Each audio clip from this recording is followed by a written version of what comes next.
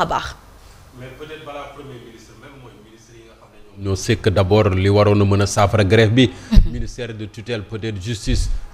xëy na amu ci solution yu bëri. fonction publique itam ministre de la fonction publique. moom itam amu ci solution ndax ñoom. parce que justement solution bi mi ngi ci loxoom tout ce qui est fonction publique. ak yeneen yi mais Olivier Boucal moom moo ko yor donc moom moo leen war a mën a woo ci négociation et on se rappelle li mu leen traité woon de maître chanteur. même si peut-être regretté na ko peut-être qu'il est revenu sur ses propos. il a fait son mea culpa. mais quand même c'était une sortie assez malheureuse. pour benn kilifa goo xam ne yow yaa war a mën a toog ak lenn ci sa njaboot waxtaan ak ñoom parce que depuis lors il faut le dire cette grève a été déclenchée depuis le 18 juin. et depuis lors ça fait ëpp na weer boo xam ne amuñu solution les grévistes campent sur leur position en face il y a pas de répondant. Il y a pas de répondant ministère de la justice jéem na avec des réquisitions mais apparemment ça ne donne pas grand-chose parce que grévistes yi ci seen bopp bañ nañu ne réquisition yooyu du ci teguwul ci yoon donc ñoom duñ ko mëtale maintenant nag looloo tax nag premier ministre war a mën a intervenir ci débat bi xëy na foofu lañ koy interpeller parce que même quoi qu'il en soit moom moo jiite gouvernement bi. tous ces ministres-là qui doivent s'occuper des solutions des Sénégalais mais à commencer d'abord par lui donc bu blocage amee quelque part lui il doit pouvoir intervenir foofoo tax nag ñu koy interpeller lan la ci nar a def concrètement mais on verra bien budul moom au moins le président de la République war na cee mën a wax mais temps yëpp yaa ngi gis conseil des ministres pratiquement situation yu bëri sax kenn du ko évoquer et je ne pense pas que dans ces conditions solution mën a am. Très bien. Au moment où le justiciable sénégalais mi ngi am problème pour mën a jot ay këyit dans l'administration ou le service public de la justice au moment où des justiciables sénégalais ñu ngi toog ci kaso bi saa yu ñu leen woowee ci kanamu juge bi ñu ne ñun amuñu greffier tey dem leen ngeen toogaat ba bés sàngam ngeen ñëwaat ñoo xam ne àtte nañ leen ba pare war a xam yoon letti leen baa firi leen ñu ne leen faute de décision parce que les grévistes sont en grève dem leen ngeen toogaat xaar mais justement un avocat l'a souligné et je pense qu'on l'a écouté hier maître Aboubacry Baro nee na la liberté des citoyens ne doit pas être tributaire justement d'une grève. C'est vrai. Et justement nag foofu la gouvernement bi war a mën a intervenir ñu wut ci solution tamit ñii ñu ngi grève c'est vrai nangul nañ leen ko mais également à côté l'État est appelé à trouver des solutions parce que Sénégalais yi ñoom ñoo ci lor et Sénégalais yi dañ leen fal justement pour ñu régler suñuy problème. alors Thierno Diop gis nañ dégg nañ ni remaniement ñoo ngi koy waajal di ko amal ndax poste ministre de la justice est-ce que ñoom dañ ko bëgg a tëbal dañ ko bëgg a changer ba tax nañ ñu ne xaar ñu seetaan bi les situations bu ko defee ëllëg ñu imputer ko Sénégalais yi. politique avec nos politiciens on n'exclut rien parce que xam nga ñoom dafa am benn téere bu ñu faral di jàng mooy Machiavel. La fin justifie les moyens. noo amee rek baax na donc mën nañ ko intégrer dañ koy intégrer loolu ci analyse bi bien sûr et pourtant mais lan la ministre de la justice def je vous demande. nee nañu moom il est nonchalant il n'exécute pas comme eux ils le veulent il faut faire pression sur lui et je rappelle que même le président de la République a demandé à ce qu'on fasse pression sur la justice. wax loolu ak quel que soit leur rang leur grade heure bi dañoo waroon jàpp ñu tëdd ci kaso bi. ñoom ñëpp ñi ko wax dañoo violer charte yi constitution bi. parce que Sénégal dañoo opté pour nekk état démocratique keroog maa ngi la koy wax fii loolu c'est codifié à travers des lois le caractère démocratique de notre état képp ko fiy théoriser autocratie yaa may dégg que dañ la war a jàpp képp koo xamante ni da ngay jéem a salfaañe institution yi parce que ministre de la justice institution la. Absolument. dañ la war a jàpp ci saa si man mii sax bu ma ko defoon léegi-léegi xam nga du ma fi génn pour moins que ça lañ jàppee Badara Gadiaga pour moins que ça lañ jàppee Abdou Nguer pour moins que ça lañ jàppee Moustapha Diakhaté gis nga gars yi nañ def attention li waa ji doon wax naan defe naa sax ci Alxuraan lañ koy wax nous avons consigné toutes choses dans un registre explicite lépp lu ngeen di wax rek gars yi ñu ngi koy noté te moytu leen gis nga l'ivresse du pouvoir mooy beew dafay dugg ñenn yi surtout bu dee nguur dee ko def ci bopp bu mu xaj dafa am ñoo xam ne nguur moo xajul seen bopp dañuy dem ba defee ne yaa may dégg gis que de romb lañ sax malaaka mais malarti lañ dégg nga nañu dal et puis loolu ban sens sa am yow ministre de la justice boo koy reproché da nga koy reproché loo xam ne nii lu mu def la mais koo xam ne nii bon ni ku nekk am nga ay défauts bien sûr mais yéen bi ngeen koy fal yéen pour ces hauts faits d'armes moom ay xar baaxam moom moo tax ngeen fal ko. parce que ku nekk gis nga Ousmane Diagne li mu wane woon fulla ak fayda ci nguuru Abdoulaye Wade wane ko ci nguuru Macky Sall yéen kay yéen ñu ko jaay nee nañu kay ku baax la. mais bu ngeen ñëwaatee naan ay gis nañ défaut bi ci moom après ñun dañuy dutee sax ci non nañ bàyyi caaxaan yooyu Sénégal dañu ko bokk ku nekk mu nga far parti bu la neex mais li nga xamante ni moo jëm ci institution yi loolu kenn du ko foye et encore une fois je n'exclus pas cette hypothèse que tout ça retourne de manœuvre très machiavélique yoo xam ne dafa survenir justement dans un certain contexte pour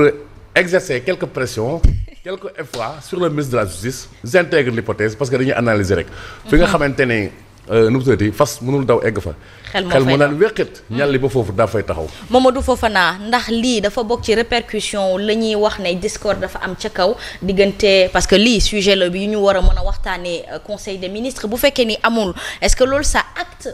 concrètement la discorde qu'il y aurait entre le président de la République et son premier ministre. bon nee nañ ñoom léegi loolu jeex na. nee nañ jeex na mais gis nañ militants yi di xiiroo ngaayoo di fasante si kim militants yi peut-être ku ci nekk ak taxawaayam ñii peut-être Sonko nañuy soutenir ñii Diomaye nañuy soutenir de toutes les façons seen parti la ñoom seen biir la ñoom i neen la li ci mënta am daal moom mooy faluñu leen pour parti Pastef faluñu leen pour ay nitu Pastef 2 millions de Sénégalais yi leen fal jàppal ne bu Pastef participer te ñu ne ay Pastef pur nañ matuñu 10%. la ci ëpp kon sénégalais yi nga xam ne la masse silencieuse bi toog këram yi toog seen kër ñoom ci seen bopp ñoom ñoo leen fal et je crois que li war moom mooy benn problème mu sénégalais warul mën a nekk ci seen loxo loo xam te ne ni war nañ ko mën a lijjanti ñoom it ñu ne ci ne yàcc na yasar toog ci di seetaan war nañ ko régler le plus rapidement possible. Absolument, on va parler du secteur du BTP, un secteur déjà dont l'agonie Simon Pierre Faye nee nañu ginnaaw ñoom nërmelu na foofu la itam 30% rek la ñuy jot ci commande publique yi 70% yi daf leen di échapper. soit peut-être la faute à l'État. Oui, à l'État. La faute à l'État.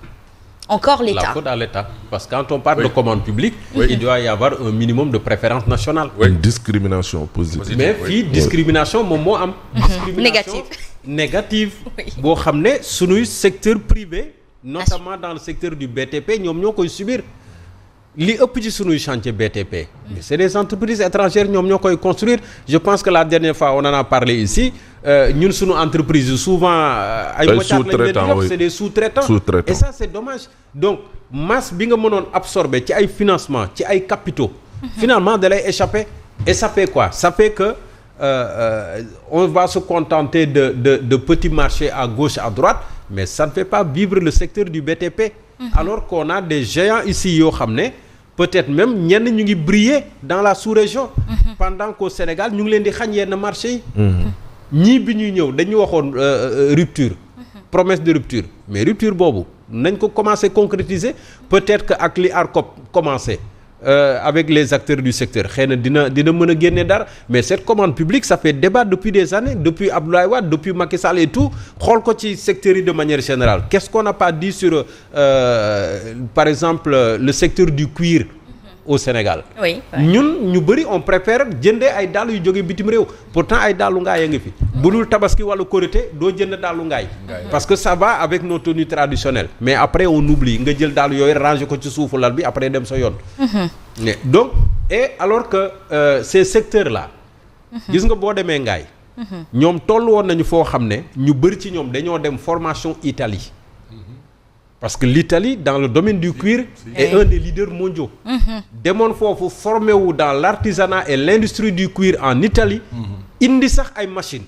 boo demee ngaay nga fekk ko foofu mais malheureusement les artisans ne sont pas très soutenus alors que liggéey yi nga xam ne ñu ngi koy gis bitim réew ñoom mën nañ ko fi defar et c'est à peu près la même qualité les ceinturons là de nos hommes de tenue ñoom nee nañu mën nañ ko defar les bottes là de nos militaires policiers gendarmes et tout ñoom nee nañu mën nañ ko defar mais malheureusement c'est l'accès à la commande publique qui pose problème. Absolument. Donc foofu je pense que il doit y avoir une politique de préférence de sorte que qu'on encadre davantage nos secteurs privés ak les différents segments yi nga xam ne ñoom ñoo ci ne ñu encadrer leen mais yombalal leen également yëf yi Mamadou tant que yegguñu foofu. Ah. On parle là toujours de ces 70% pour des entreprises étrangères. Alors Mamadou Fofana, Simon Pierre Faye évoque la responsabilité de l'État. Est-ce une mauvaise politique pour que nit ñi déjà le consommateur sénégalais puisse mën a wóolu moo xam ci Daalu Ngaay moo xam ci BTP bi qu'est-ce que l'État devrait faire? Quelle est la vraie posture de l'État? xam nga bu amee ñu seen yaakaar tas dëgg. ci nguur gi. mooy le secteur privé national. parce que dañoo wax ne fépp nañu takk ay rajo. ne woy ñun moom bu ñu ñëwee jàpp leen ne préférence nationale moom